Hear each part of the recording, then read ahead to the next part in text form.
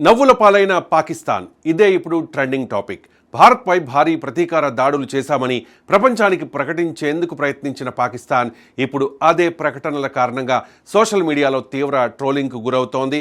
సైనిక శక్తి, క్షిపణి సామర్థ్యం, ప్రతీకార దాడులు అంటూ గొప్పలు చెప్పుకునే ప్రయత్నంలో అసలు భారతదేశంలో లేని వైమానిక స్థావరాలనే ధ్వంసం చేశామని ప్రకటించడం ఇప్పుడు అంతర్జాతీయ స్థాయిలో చర్చనీయాంశమైంది. ముఖ్యంగా డిజిటల్ యుగంలో ప్రతి సమాచారం క్షణాల్లో ఫ్యాక్ట్ చెక్ అవుతోన్న సమయంలో పాకిస్తాన్ సైనికాధికారుల వ్యాఖ్యలు వారి విశ్వసనీయతపైనే ప్రశ్నలు లేవనెత్తుతూ ఉన్నాయి. గత ఏడాది భారత్ చేపట్టిన ఆపరేషన్ సింధూర్కు ప్రతిగా తాము బున్యాన్ ఉల్ మర్సూస్ అనే ప్రత్యేక సైనిక ఆపరేషన్ను నిర్వహించామని పాకిస్తాన్ సైన్యం ప్రకటించింది.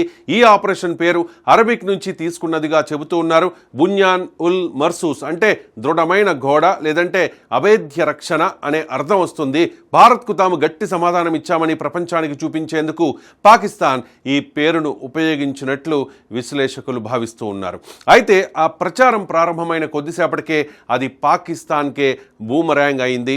ఒక పాకిస్తాన్ సైనికాధికారి మీడియా సమావేశంలో మాట్లాడుతూ తమ దాడుల్లో భారతదేశంలోని రాజౌరి, మామూన్ వైమానిక స్థావరాలను లక్ష్యంగా చేసుకున్నామని చెప్పారు. ఫతా-1 క్షిపణులతో ఈ 2 ఎయిర్ బేస్లను ధ్వంసం చేశామని ఆయన ప్రకటించారు. మొదట ఈ ప్రకటనను పాకిస్తాన్ అనుకూల సోషల్ మీడియా ఖాతాలు భారీగా ప్రచారం చేశాయి.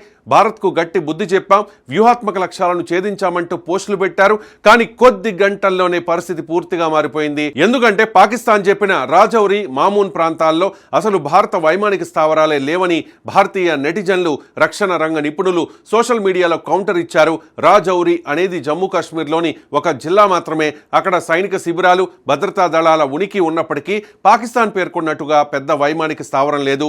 అలాగే మామూన్ అనేది పంజాబ్ రాష్ట్రంలోని పఠాన్కోట్ సమీపంలో ఉన్న కంటోన్మెంట్ ప్రాంతం. అక్కడ కూడా ఎయిర్ బేస్ లేదని మ్యాప్స్, రక్షణ సమాచారం ఆధారంగా నెటిజన్లు చెబుతూ ఉన్నారు. దీంతో సోషల్ మీడియాలో ట్రోల్స్ వరదల వచ్చాయి. లేని ఎయిర్ బేస్లను ధ్వంసం చేసిన ప్రపంచంలోనే తొలి సైన్యం పాకిస్తాన్దే అంటూ ఒకరు వ్యంగ్యంగా రాశారు. రాజౌరి, మామూన్ ఎయిర్ బేస్ల కోసం పురావస్తు శాస్త్రవేత్తలు, గూగుల్ మ్యాప్స్, నాసా కలిసి సెర్చ్ ఆపరేషన్ ప్రారంభించాయి అంటూ మరో నెటిజన్ చేసిన కామెంట్ వైరల్ అయింది. ఇంకొందరు గూగుల్కే కనిపించిన ఎయిర్ బేస్లను పాకిస్తాన్ క్షిపణులు కనుగొన్నాయి అంటూ సెటైర్లు వేశారు. కొంతమంది మీమ్ క్రియేటర్లు మరింత ముందుకెళ్లి ఖాళీ మైదానాల ఫోటోలు పెట్టి ఇదే పాకిస్తాన్ ధ్వంసం చేసిన టాప్ సీక్రెట్ ఎయిర్ బేస్ అంటూ ట్రోలింగ్ చేశారు. కొన్ని వీడియోల్లో ఫతా-1 క్షిపణులు ఊహాజనిత లక్ష్యాలను కూడా ఖచ్చితంగా ఛేదిస్తాయి అంటూ వ్యంగ్య వ్యాఖ్యలు వినిపించాయి. దీంతో పాకిస్తాన్ అధికారిక ప్రకటనలే ఇప్పుడు కామెడీ కంటెంట్గా మారిపోయాయి. ఇది ఇప్పుడే జరిగిన పొరపాటు కాదని, గతంలో కూడా పాకిస్తాన్ ఇలాంటి అవాస్తవ ప్రచారాలు చేసిన సందర్భాలు చాలానే ఉన్నాయని రక్షణ విశ్లేషకులు చెబుతూ ఉన్నారు. ముఖ్యంగా భారత్తో ఉద్రిక్తతలు పెరిగిన ప్రతిసారి కూడా పాకిస్తాన్ సోషల్ మీడియాలో భారీ ప్రచార యుద్ధం ప్రారంభిస్తుందని అంటూ ఉన్నారు. 2019 బాలాకోట్ ఘటన తర్వాత కూడా పాకిస్తాన్ అనేక అతిశయోక్తి ప్రకటనలు చేసింది.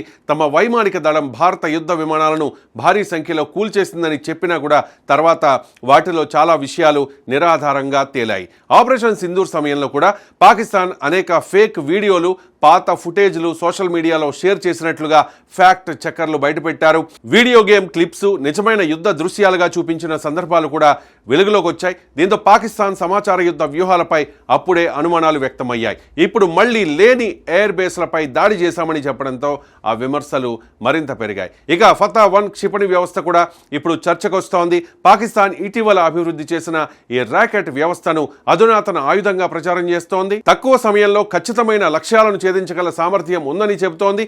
కానీ ఇప్పుడు లక్ష్యాలే లేని ప్రాంతాలను టార్గెట్ చేసింది అన్న విమర్శలు రావడంతో ఆ క్షిపణి ప్రచారం పైన సెటైర్లు పుడుతూ ఉన్నాయి. రక్షణ రంగ నిపుణుల అభిప్రాయం ప్రకారం ఆధునిక యుద్ధాల్లో కేవలం ఆయుధాలే కాదు, సమాచారమే పెద్ద ఆయుధంగా మారింది. ఒక దేశం ప్రపంచానికి ఏం చెబుతోంది, దానికి ఆధారాలు ఏంటి, సోషల్ మీడియాలో ఆ కథనాన్ని ఎలా ప్రదర్శిస్తోంది అన్నవి ఇప్పుడు అత్యంత కీలకంగా మారాయి. అందుకే దీన్ని ఇన్ఫర్మేషన్ వార్ఫేర్ అని పిలుస్తూ ఉన్నారు. కానీ ఈ యుద్ధంలో ఒకసారి తప్పుడు సమాచారం బయటపడితే ఆ దేశ విశ్వసనీయతకే పెద్ద దెబ్బ తగులుతుందని విశ్లేషకులు చెబుతూ ఉన్నారు. ప్రస్తుతం భారత్, పాకిస్తాన్ల మధ్య కేవలం సరిహద్దు ఉద్రిక్తతలే కాదు, ప్రచార యుద్ధం కూడా కొనసాగుతోంది. 2 దేశాలు తమ తమ కథనాలను ప్రపంచానికి వినిపించేందుకు ప్రయత్నిస్తూ ఉన్నాయి. కానీ ప్రపంచం ఇప్పుడు పాతకాలంలో లేదు. శాటిలైట్ చిత్రాలు, over source intelligence, Google maps, social media fact checking ఫార్ములాలు అందుబాటులో ఉండడంతో నిజం, అబద్ధం తేడా క్షణాల్లో బయటపడిపోతోంది.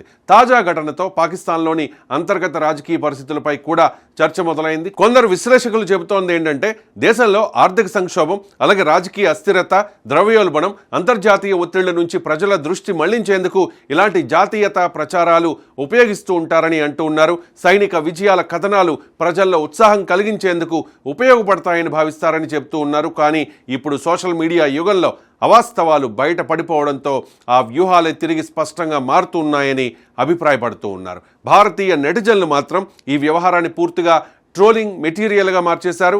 భారత్లో కనిపించని ఎయిర్ బేస్లను కనుగొన్నందుకు పాకిస్తాన్ సైన్యానికి నోబెల్ అవార్డు ఇవ్వాలి అంటూ పోస్టులు పెట్టారు. గూగుల్ మ్యాప్స్ అప్డేట్ చేయాలి, లేకపోతే పాకిస్తాన్ మళ్ళీ కొత్త ఎయిర్ బేస్లను కనుగొంటుంది అంటూ మరికొందరు కామెంట్లు చేస్తూ ఉన్నారు. మొత్తానికి లేని ఎయిర్ బేస్లను ధ్వంసం చేశామని చెప్పిన పాకిస్తాన్ ప్రకటన ఇప్పుడు ప్రపంచవ్యాప్తంగా వ్యంగ్యానికి కారణమవుతోంది. యుద్ధ ప్రచారంలో అతి సయోక్తులు ఎంత ప్రమాదకరమో, డిజిటల్ యుగంలో తప్పుడు సమాచారం ఎంత వేగంగా బయటపడుతుందో ఈ ఘటన మరోసారి చూపించింది. సైనిక శక్తి కంటే విశ్వసనీయత ముఖ్యమనే విషయం కూడా ఈ సంఘటన స్పష్టంగా గుర్తు చేస్తోంది.